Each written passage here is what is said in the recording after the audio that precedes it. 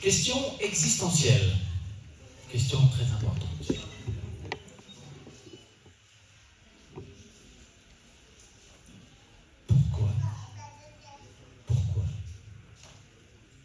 Pourquoi Jésus est venu du ciel vivre tout ce qu'on a entendu?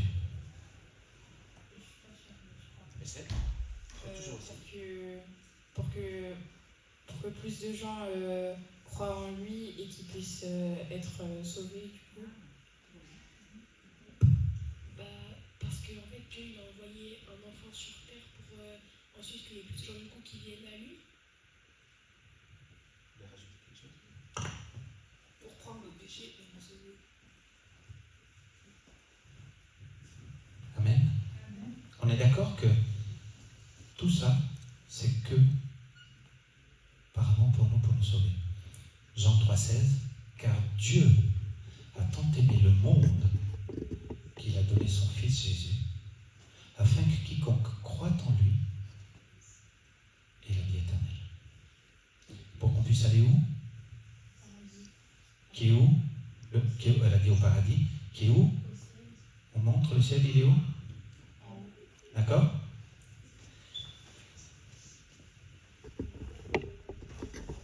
Le monde nous imprègne de ça. Le monde veut qu'on apprenne aux enfants ça.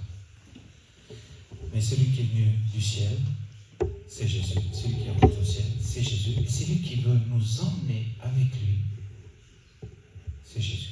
Amen. On va lire encore Jean 14, 1 à 6. Écoutez bien les jeunes. Que votre cœur ne se trouble pas. Croyez en Dieu.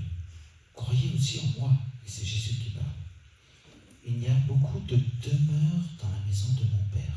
Si ce n'était pas le cas, je vous l'aurais dit. Mais je vais vous préparer une place. Et puisque je vais vous préparer une place, je viendrai et je vous prendrai avec moi, afin que là où je suis, vous y soyez aussi. Vous savez où je vais, et vous en connaissez le chemin. Et le chemin, Jésus a dit, je suis le chemin, la vie et la vérité. Donc, Jésus nous dit que dans la demeure de son Père, dans le lieu où son Père vit, il y a beaucoup de demeures. Et qu'il en a préparé une pour vous. Et qu'il viendra vous chercher, vous prendre et vous amener avec lui pour que vous ayez votre demeure là-haut. Mais pour ça, qu'est-ce qu'il faut? Il faut croire en Jésus.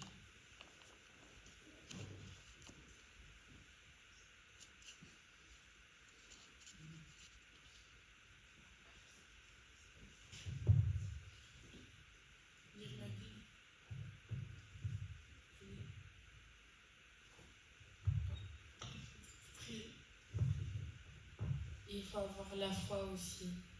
Et il faut appliquer ce qu'on lit dans la Bible.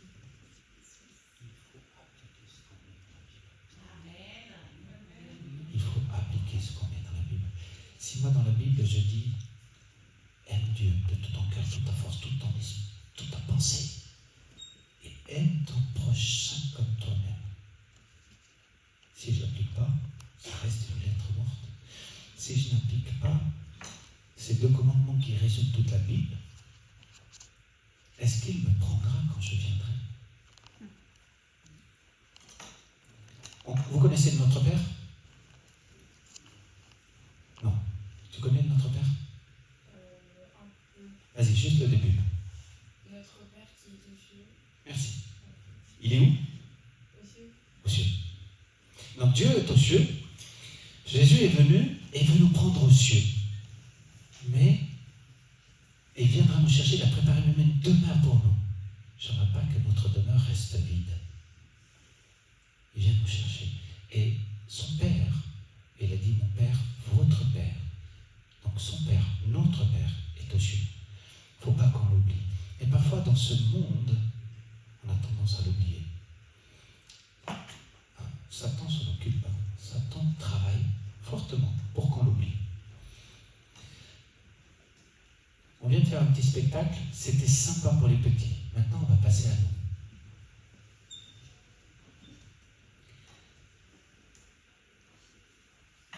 Qui c'est qui croit au Père Noël? Levez la main. Même dans les jeunes. Qui c'est qui croit au Père Noël? Levez la main. Qu'est-ce que ça veut dire de croire au Père Noël? Ben justement, qu'est-ce qui est dans mon cœur? Est-ce que c'est lui ou c'est lui? C'est la question finalement. Qu'est-ce qui est dans mon cœur? Alors, personne n'a levé la main pour dire je crois au Père Noël. D'accord. Alors, question suivante. Merci, monsieur le pasteur. Qu'est-ce qui est dans mon cœur? Le Père Noël ou Jésus? Et s'il y a les deux, il y a conflit. Conflit d'esprit. On est d'accord?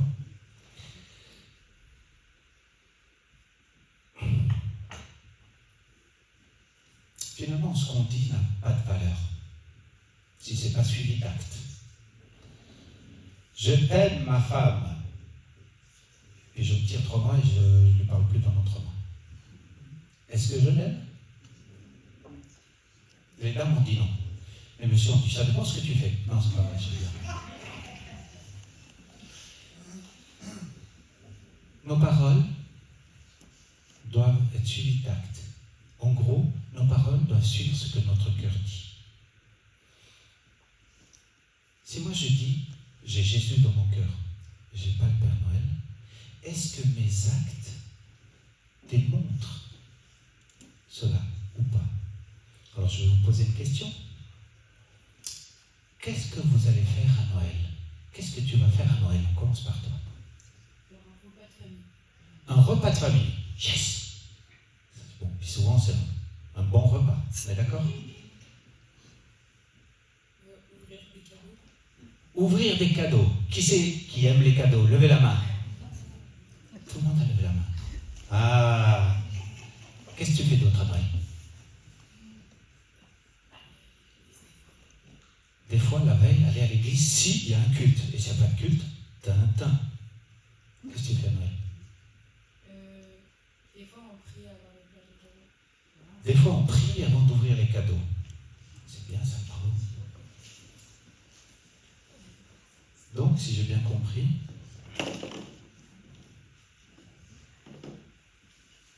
Noël, c'est ça. Noël, c'est ça. Vous voyez tous? Noël, c'est ça. Qu'est-ce qui est dans mon cœur, finalement? Qu'est-ce qu'on inculque à nos enfants dès leur plus petit âge? Qu'est-ce qu'on leur apprend? Mes enfants que j'aime, devenez des consommateurs de ce monde. Puis après, quand on vient à l'église, je veux un repas comme moi j'aime. Et si c'est pas comme moi j'aime, je me plains. Et en plus, je veux qu'il soit gratuit. Faut pas compter sur moi pour payer. On fait des consommateurs qui sont devenus des grands consommateurs. Est-ce que je mens? Que ceux qui disent que je dis la vérité, levez la main.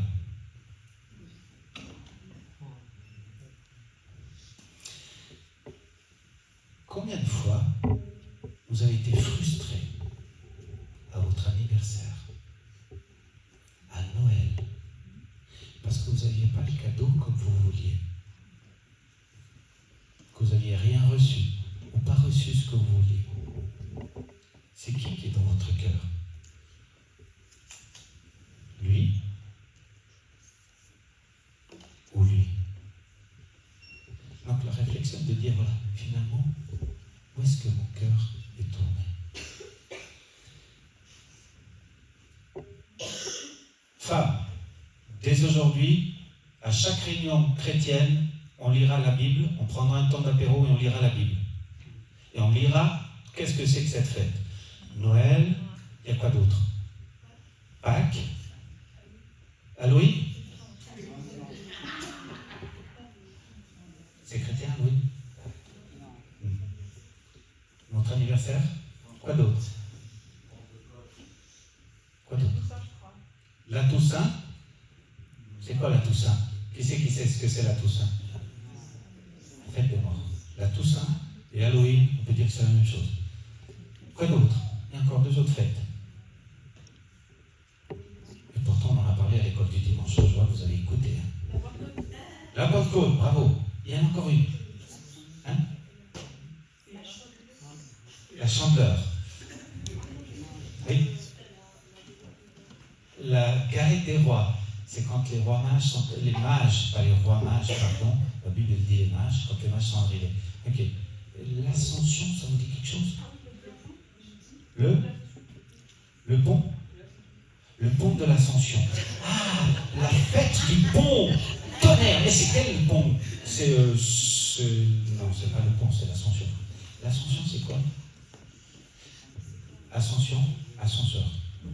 L'ascenseur, ça sert à quoi? À monter. Qui c'est qui est monté? C'est Jésus. C'est la fête de la montée de Jésus au ciel.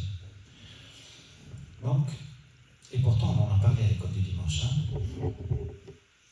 Mais qu'est-ce que les fêtes? Ah oui, j'ai pu parler comme ça à ma femme parce qu'elle n'est pas là. Si elle était là, j'espère qu'elle n'écoutera pas le message. Mais c'est vrai que j'ai ce désir. En préparant ce message, je me suis dit, mais attends, le monde veut s'incruster dans le cœur de nos enfants.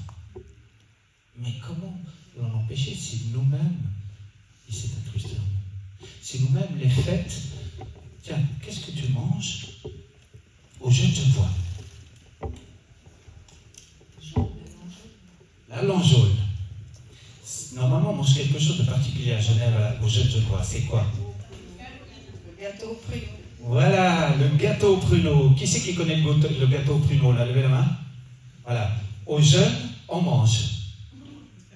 Il y a un problème. Aux jeunes fédérales, on fait quoi? On fait la grande bouffe, la fondue, la raclette. En gros, est-ce que nos paroles, est-ce qu'on croit, est-ce qu'on dit, est-ce qu'on pense, et nos actes vont dans le même sens? Alors la parole le dit, l'esprit et la chair. Que l'esprit a des désirs et la chair en a d'autres. L'esprit dit, allez, jeune Genevois, on s'arrête tous, on jeûne, on cherche la face de Dieu. Et la chair dit, allez, gâteau au pruneau et langeole, c'est du Genevois. C'est bien le jeune Genevois, c'est pas le jeune fédéral. Allez. Ma chair vous dit la même chose. Et pourtant, l'esprit dit, mais c'est le jeûne. On devrait jeûner, on devrait passer ce temps à chercher la face de Dieu. C'est sûrement pour ça que ça a été instauré au début. Si on parle du jeûne Genevois, c'est pour jeûner, c'est pas pour manger. Est-ce que vous êtes d'accord? Donc, vous voyez, nous les adultes, on n'est pas mieux, mais on peut s'améliorer. Est-ce qu'on est d'accord? Le but, c'est qu'on s'améliore. Et bien là,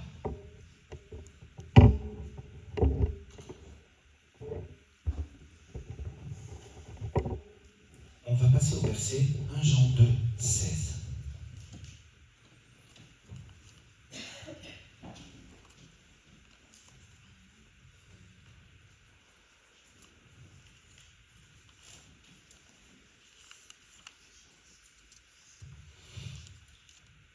Même 15. N'aimez pas le monde, ni ce qui est dans le monde. Si quelqu'un aime le monde, l'amour du Père n'est pas en lui. N'aimez pas le monde, ni ce qui est du monde. Si quelqu'un aime le monde, l'amour du Père n'est pas en lui. Je vous ai écrit, je me suis perdu, c'était 1 Jean 2, 16. Voilà. En effet, tout ce qui est dans le monde, la convoitise des yeux, la convoitise qui est dans l'homme et qu'on appelle la convoitise de la chair en termes bibliques, et l'orgueil de la vie dû aux richesses ne vient pas du Père, mais vient du monde. La convoitise des yeux, les désirs de la vie et l'orgueil ne viennent pas du Père, mais du monde. En gros, ce qu'on est en train d'apprendre ce matin, c'est de dire, est-ce que mon cœur est entier pour Dieu? Est-ce que j'aime vraiment Dieu? Ou est-ce que, oui, je connais les histoires bibliques, je peux même les raconter, Mais qui est dans mon cœur? Est-ce que c'est le Père Noël et tous ses cadeaux? Est-ce que c'est la séduction du monde? Toutes ces choses du monde? Ou est-ce que c'est Dieu? Une chose qui nous aide, c'est de voir si ce que je dis, ce que je pense, ce que je demande, est-ce qu'il y a de la convoitise des yeux? Ah, j'ai vu avec mes yeux, je veux, je suis pas content, je fais un carnage. Bon, il n'y a que des filles, ça, très bien. Souvent, les épouses, les fiancés, les filles, qu'est-ce que c'est Noël pour Noël? Non, rien, je pensais t'offrir ça, non, c'est trop cher, non, dépense pas. Puis à Noël, elle ne le reçoit pas, parce qu'elle a dit non, c'est trop cher. Et quand elle l'a pas reçu, tu aurais quand même pu me l'offrir, hein? Hein? C'est pas vrai? Est-ce que c'est pas vrai? Combien de fois on dit non, les filles, hein? Non. En gros, nous, les hommes, on doit savoir ce qu'elles pensent et... On n'est pas Jésus. Donc si vous n'avez pas ce que vous voulez, désolé, c'est qu'on est vraiment incapable de comprendre tout ce que vous pensez. Ça, c'est sûr. Et ça n'empêche pas qu'on vous aime. Vous savez que je vous aime? C'est un amour fraternel. Eh bien, nous devons faire attention parce que Satan, il va où Satan? L'enfer. Oui. C'est où l'enfer? En bas. Et le ciel? En haut. Il n'y a pas un chant qui dit en bas, en haut, en bas, en haut. Hein? Tu me le feras une fois? Satan, il va où? Il va en enfer. Et vous savez quoi? Il vous aime. Il vous aime tellement qu'il veut vous prendre avec lui. Il ne veut pas être tout seul là-bas. Mais pas que vous, hein. Chacun de nous ici. Et en particulier ceux qui ne sont pas là. Ceux qui ont réussi à endormir et que non, je ne cherche pas Dieu, je suis fatigué, je préfère dormir. Satan, il va aller en enfer et il veut emmener chaque être humain en enfer. Mais Jésus, il veut vous amener au ciel. Et pour aller au ciel, il faut l'inviter. Et il faut, de temps en temps, prendre une douche. On doit prendre la douche tous les matins, oui ou non? La douche de l'âme. Qu'est-ce qui lave l'âme? Waouh! Est-ce que vous le saviez? Le sang de Jésus. Le sang de Jésus nous lave. Donc, l'importance, effectivement, de prendre du temps pour le sang de Jésus. Et au quotidien, quand je suis en train de réfléchir, penser, dire, est-ce que c'est la convoitise des yeux? Je vois un truc, je le veux, je le veux, je le veux. Et si on laisse ça prendre place dans nos cœurs, ça va pousser Jésus dehors, ça va prendre toute la place. Et je veux, et j'ai pas assez, et je veux toujours plus, et toujours plus, et on n'est jamais content. Convoitise des yeux, convoitise de la chair, les désirs de la vie, les envies. Et manger trop, moi je dois faire des je sais pas. Ma femme me le dit assez, c'est bon. Les désirs de la chair. Ah, qu'il est beau ce jeune homme. Oh, il me dit qu'il m'aime. Et puis il me dit, si tu m'aimes, couche avec moi. Ah, ça viendra. Ne faites pas de soucis, ça viendra. Si tu m'aimes, tu dois me le prouver, tu couches avec moi.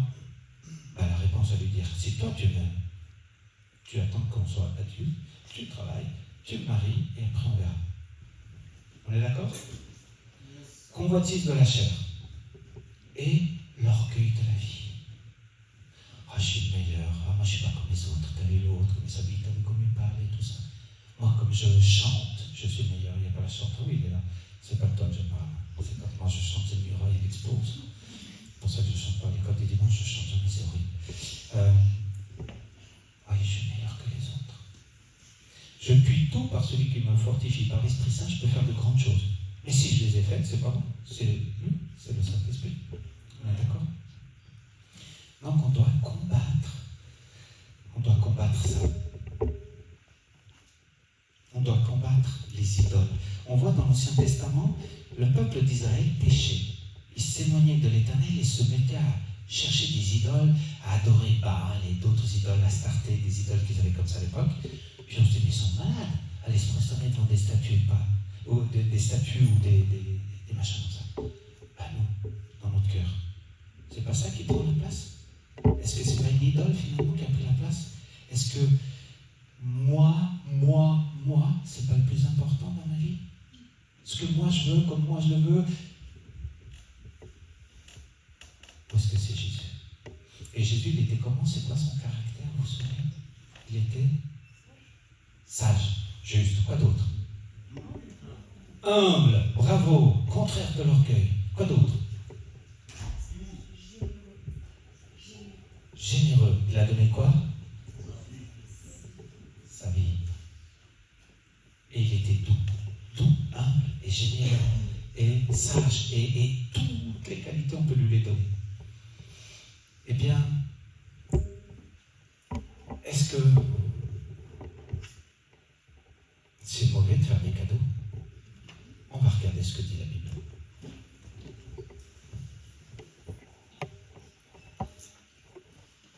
Dieu a instauré des fêtes.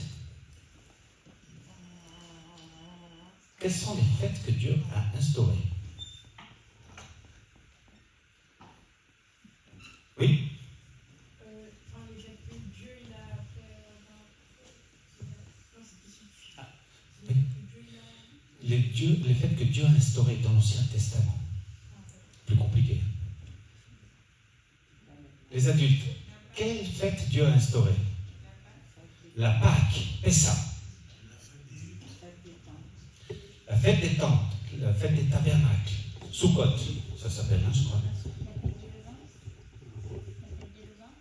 Où on enlevait le levain, je ne sais plus quel est le nom, je l'ai lu effectivement, puis je l'ai oublié, j'en ai noté encore un autre. La fête du pardon, vous savez comment il s'appelle? Yom Kippour, c'est juste, bravo. Ce sont toutes des fêtes que Dieu a instaurées. Donc, Dieu nous a demandé quoi? De faire la fête. Il y a une des fêtes même qui dit faites plus à manger et allez en distribuer à tout le monde. Donc, Dieu n'est pas contre les cadeaux. Si c'est un cadeau et tu le fais ou tu le reçois parce que tu aimes quelqu'un ou quelqu'un t'aime, si tes parents te font un cadeau parce qu'ils t'aiment, c'est pas interdit, c'est pas une mauvaise chose. Au contraire, c'est très bon. On est d'accord? Vous avez compris les parents? Ils aiment les cadeaux. Ce qui est important, c'est qu'il faut savoir qu'est-ce qui prend la place. Le cadeau ou le donateur. L'amour du donateur pour nous. Et il peut arriver que vous receviez un cadeau que l'autre pensait être le super cadeau qu'il peut vous offrir, puis vous, vous n'en avez même pas besoin. Ou vous l'avez déjà. Ou c'est pas votre taille. Eh bien, essayez de réfléchir à qui est le donateur et pourquoi il le fait. Et c'est la même chose avec Jésus. Si vous faites un cadeau, super chouette, il vous a guéri, il vous a béni, ceci, cela, mais on ne doit pas chercher le miracle pour chercher le miracle. Il faut chercher le donateur du miracle. Parce que s'il le fait, c'est qu'il nous aime et il veut intervenir dans notre vie. Il veut que notre vie soit pleine de cadeaux. Pleine. Si vous lisez l'Ancien Testament, lisez les bénédictions. Elles sont pour nous. Et j'ai l'impression que certaines fois, on est devant la porte d'entrée, il y a le ciel, il y a le paradis. Et on reste là à contempler. Ouais, super chouette. On tremble, tonnerre de Brest. On tremble dans la présence de Dieu, on tremble dans sa bénédiction, on tremble dans ses cadeaux. Et c'est toute une attitude de cœur. Est-ce que ce que je vous dis, c'est compréhensible ou c'est compliqué? Donc, ce qui est important, et on a vu dans ces fêtes que Dieu a instauré, et on n'a pas tout cité encore, il y en a bien d'autres. Il y a un passage qui est hyper important, c'est dans Deutéronome 6, 1 à 7, et on a bientôt fini.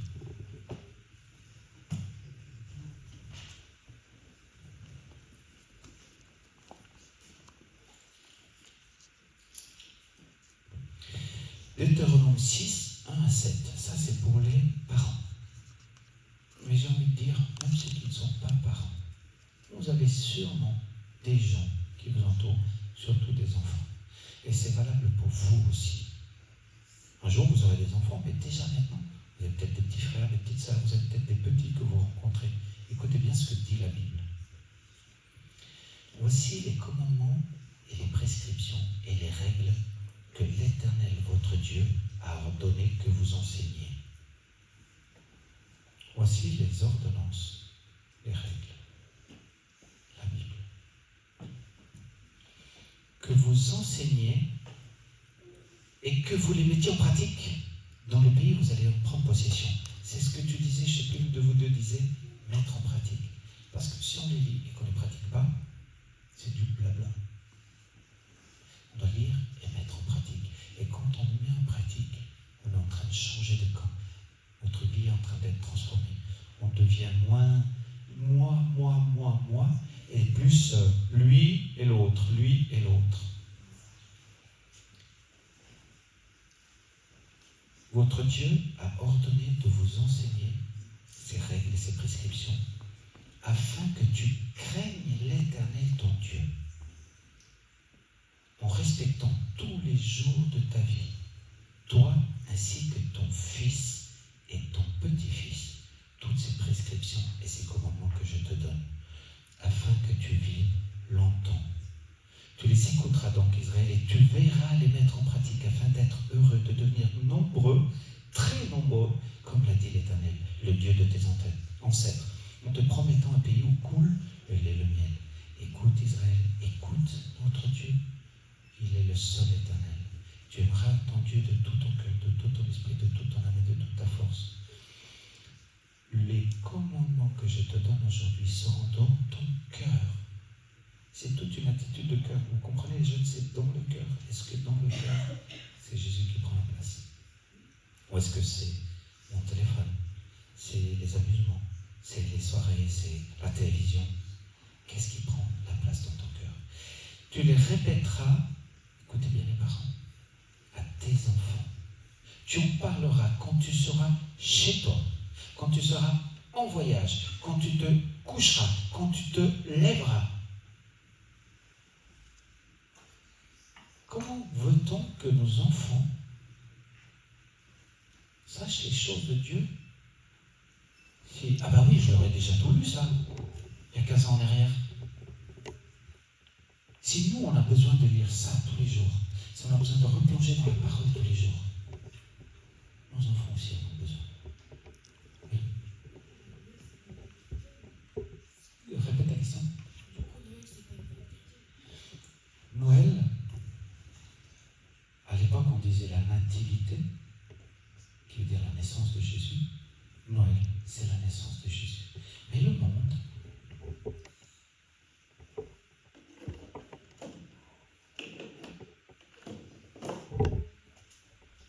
a fait ça. Et à Pâques, la mort et la résurrection de Jésus. Et ils ont mis des lapins et des œufs. C'est les lapins qui pondent des œufs maintenant. C'est quelque chose un peu compliqué à comprendre. Donc ici, on voit que la parole nous dit d'enseigner ces choses à nos enfants. Et un jour, vos enfants ne seront plus chez vous. Ils ne seront plus chez vous. Donc profitez pendant qu'ils sont chez vous. Parlez-leur de cela. Le soir avant de se coucher, prenez le temps de leur lire la Bible. Quand on fait les fêtes, Noël, Pâques, tout ça, prenons le temps de leur lire la parole de Dieu. Parce que c'est une parole de vérité, c'est une parole puissante, c'est une parole qui va se graver dans leur cœur et qui ne les quittera pas. Et demain, quand ils ne seront plus là, ils iront puiser, mais ils vont puiser quoi s'il n'y a rien? Et ils vont puiser dans ce qui leur a été donné. Et ce qu'on leur donne le dimanche matin ne suffit pas. T'as mangé hier? T'as mangé avant hier? Il y a 3 jours? Il y a 4 jours? T'as nourri ton corps tous les jours? La Bible nous dit dans Matthieu 4,4, l'homme ne vivra pas de pain seulement, mais de toute parole qui sort de la bouche de Dieu. Donc, si tu nourris ton corps tous les jours, nourris aussi ton âme. Et la nourriture de ton âme, c'est la lecture de la parole. Et la boisson, c'est quoi? Plus fort. La Bible, c'est lire la parole, c'est la nourriture. Et la boisson? La prière, bravo. Prier, c'est une jambe. La Bible, une autre. Avec 2 jambes, je peux avancer. S'il manque une jambe, je cloche et je m'invite. Surtout moi. Donc, cette parole se veut juste une parole d'encouragement. Si vous vous sentez un peu lourd et tout, je vous demande pardon, ce n'était pas le but. Mais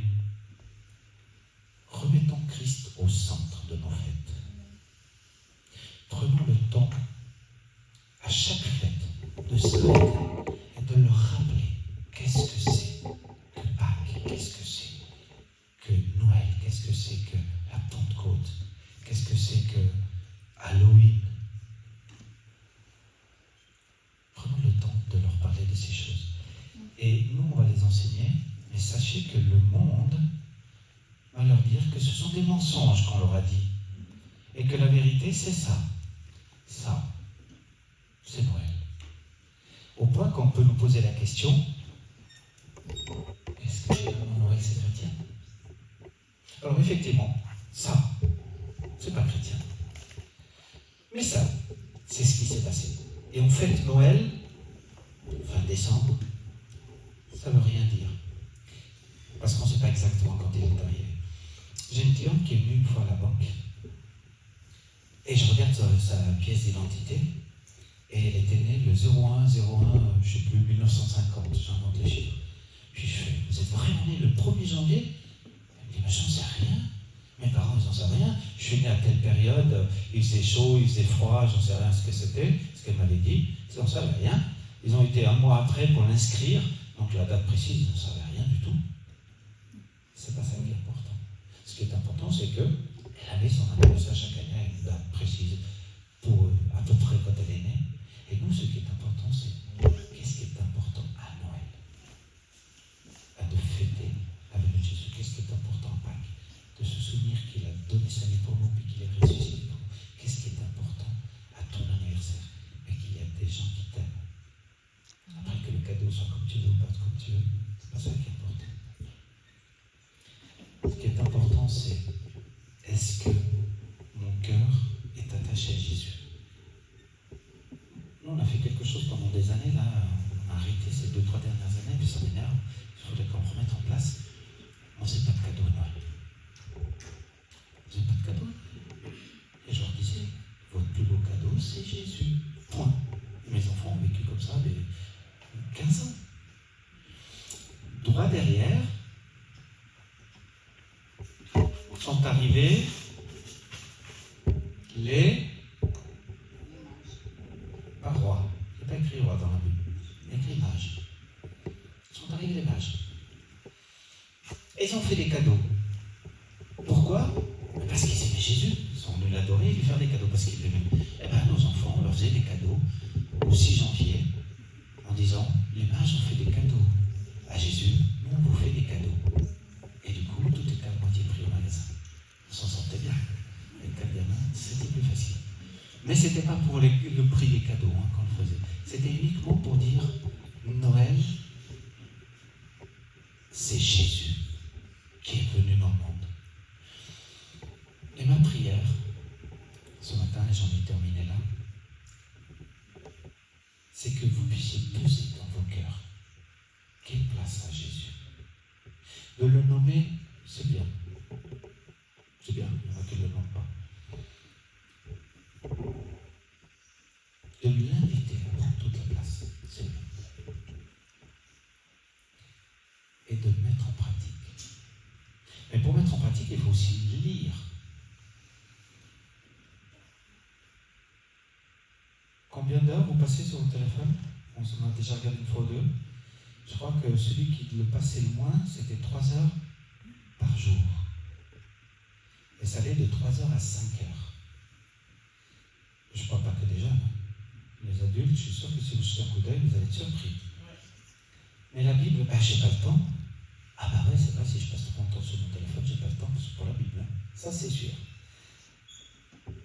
Et si je prends du temps dans la Bible va m'attirer à la chose de Dieu et va m'éloigner des séductions de ce monde.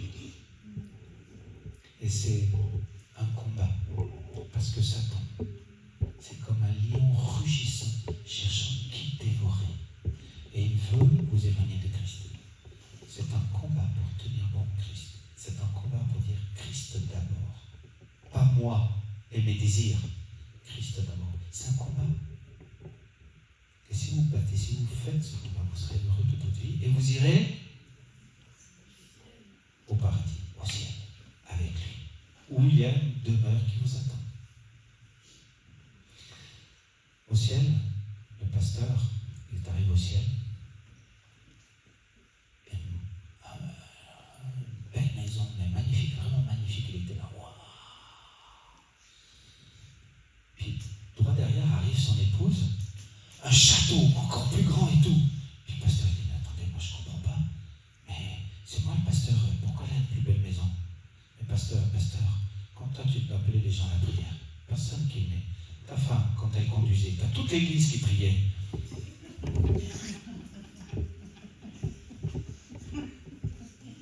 Tu te fâches pas, hein, c'est blague.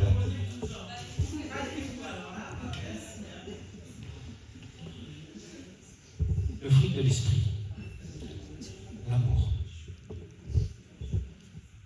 la joie, ce sont d'être constipés, soyons joyeux. On va prier.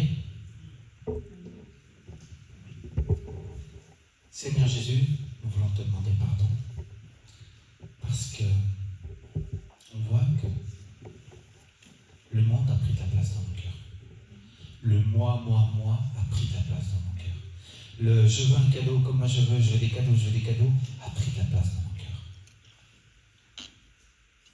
Change nos cœurs de pierre en cœur de chair, Seigneur, et donne-nous de désirer ta présence, de désirer ton Saint-Esprit, de passer du temps dans ta parole et dans la prière plutôt que dans le téléphone. Seigneur, donne-nous ton Saint-Esprit, qui est un esprit de force, d'amour et de sagesse, pour nous donner la sagesse et l'intelligence de comprendre tout ce qui est séduction, qui est là pour nous détruire, pour nous séduire et nous amener loin de toi. Nous donner la force de tenir debout, de te chercher, de nous attacher à toi, et de nous donner l'amour de ta parole et la compréhension de ta parole, l'amour